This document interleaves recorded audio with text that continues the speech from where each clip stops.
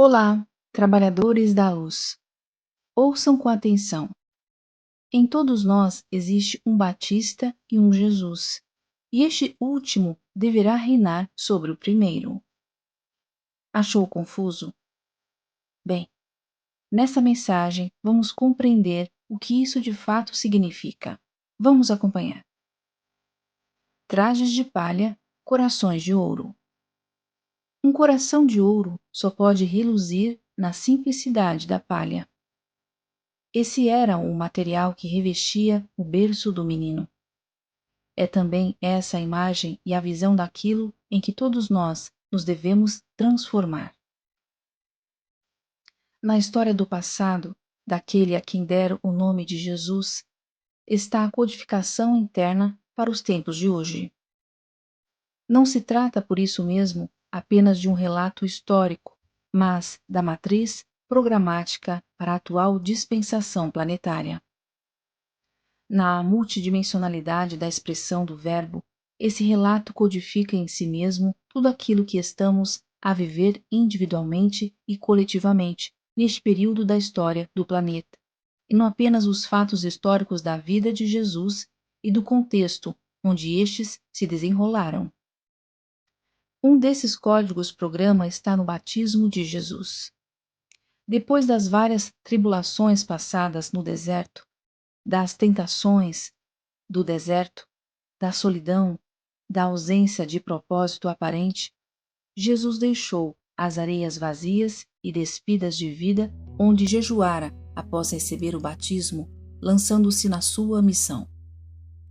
Foi João Batista que preparou o caminho, antecipando a vinda daquele que iria assumir a tarefa planetária de resgate de toda uma programação.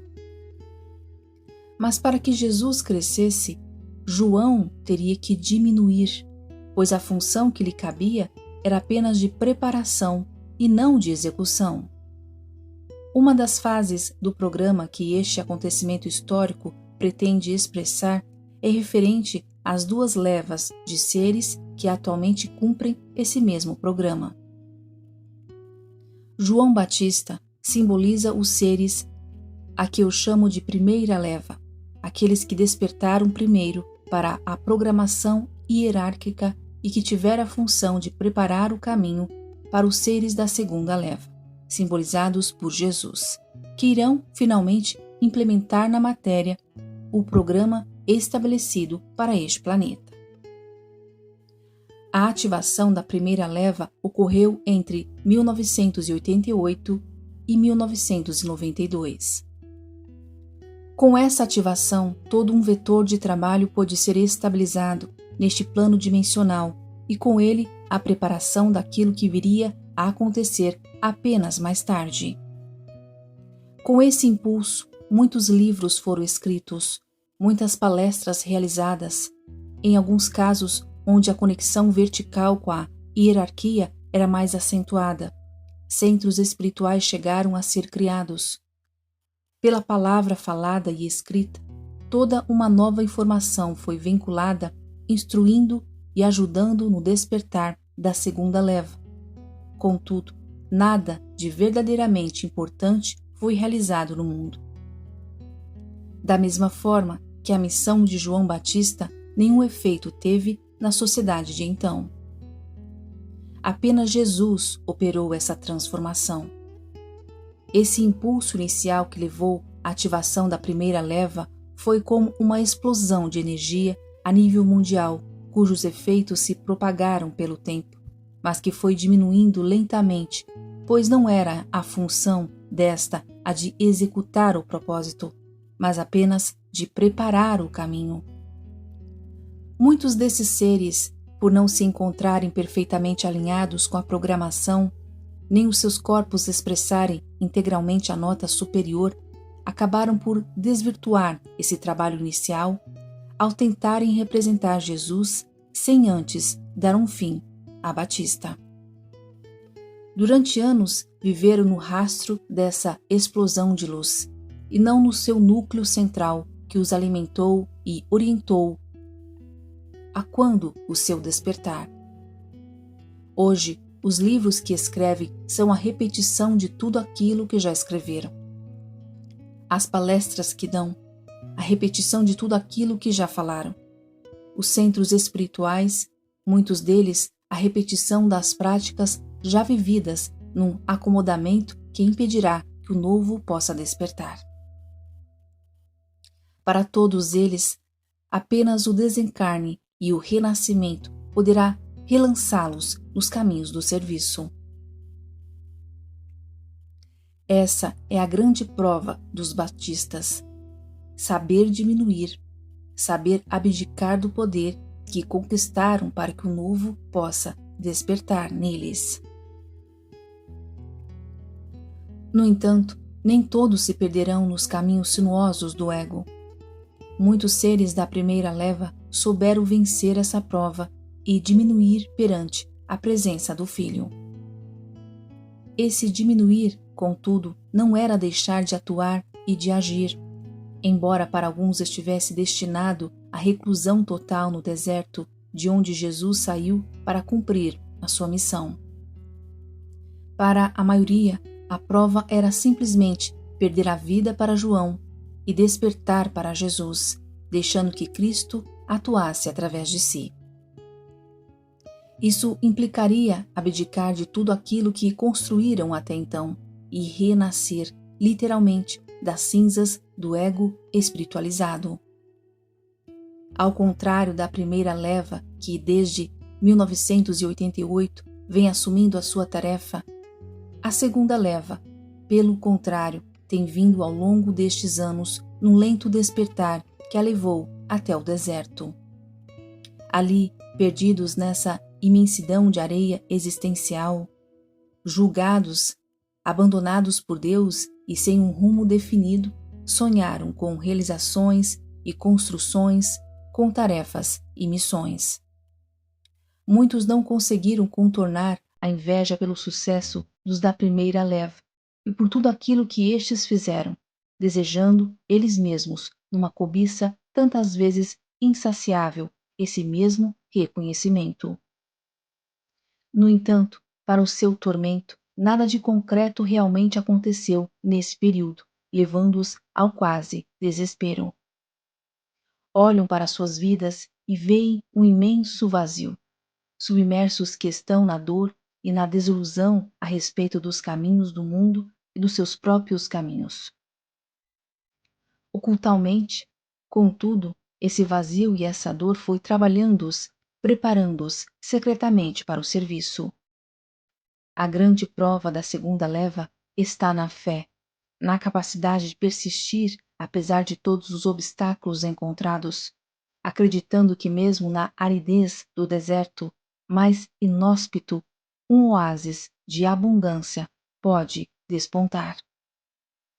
Todas essas dificuldades têm como base selos programáticos de conexão direta com a consciência do Cristo, pois apenas a segunda leva será crucificada no karma planetário que lhe compete resgatar.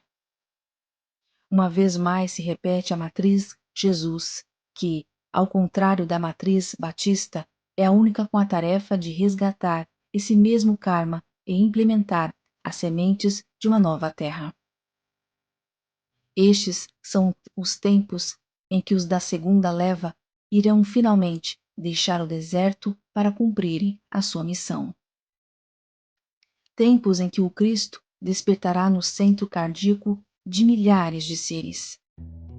São os tempos em que os da primeira leva terão que diminuir, como fez o Batista, pois este não é mais um ciclo de preparação, mas sim de execução. Contudo, esta matriz programática tem também uma fase interior e individual no seu simbolismo, pois em todos nós existe um Batista e um Jesus, e este último deverá reinar sobre o primeiro. Diminuir o Batista em nós é silenciar o lado mental. Embora muitas vezes bem intencionado do nosso ser, aquele que instruiu pela palavra articulada e racional, que acumulou conhecimentos espirituais e que desenvolveu práticas e movimentos. Quando o Batista diminuir, o coração passará a reinar. Deixaremos, então, a palavra inflamada de João ante a população num qualquer deserto da Palestina, pregando, por vezes violentamente, contra as injustiças da civilização, para assumirmos e expressarmos a palavra doce e leve de Jesus no Monte das Boas Aventuranças, que penetra diretamente no coração dos homens e que nada julga ou critica. Não é mais a instrução o ponto central do processo, mas a radiação desse amor que tudo penetra. Ter a coragem de passar por esse desencarne, de reconhecer Jesus nas águas do Jordão e neste, aquele que veio para reinar, é despojarmos-nos do poder e da vaidade, do orgulho e da soberba, e saber verdadeiramente diminuir perante a presença do Filho em nós, e a ele conceber o batismo, ou seja, abrir a porta e deixá-lo entrar. João Batista não é a imagem do ego comum. Essa seria a de Herodes Antipas, que lhe mandou cortar a cabeça. Mas sim a imagem do ego espiritualizado, muito mais poderoso que este último. O batismo de Jesus por João é a entrega simbólica de tudo aquilo que fomos até então. Na verdade, eles representam uma mesma pessoa. Com esse batismo, iniciamos a caminhada pelos trilhos da humanidade, reconhecendo que o verdadeiro serviço não tem como base tudo aquilo que acumulamos até então, ou que idealizamos, por mais espiritualizado que tenha sido, mas sim a entrega de tudo isso àquele que veio para ser batizado por nós. Há que ter a coragem de dar esse passo e depois diminuir para ele poder atuar. Se o Batista não desaparecer em nós, nada poderemos realmente concretizar nesta vida que seja um reflexo de um propósito maior, pois estaremos a tentar representar um papel que não nos está destinado, como não estava destinado a João ser crucificado como Jesus o foi. Acabaremos sem cabeça, subjugados aos poderes da civilização. É verdadeiramente um passo de humildade o que nos é pedido. Trajes de palha, corações de ouro é o título desta mensagem e a chave para os tempos de hoje. Que não queiramos trajar de ouro, pois apenas nos restará um coração de palha que nada de verdadeiramente importante terá para doar ao mundo, por mais realizações e construções que possa empreender dentro da esfera humana. Está aí, irmãos, a mensagem Trajes de Palha, Corações de Ouro, por Pedro Elias. E nós vamos ficando por aqui. Até o nosso próximo encontro. Na voz de Jace Ferreira. Abraços fraternos, amor e bênçãos. E da equipe e egrégora a serviço da luz.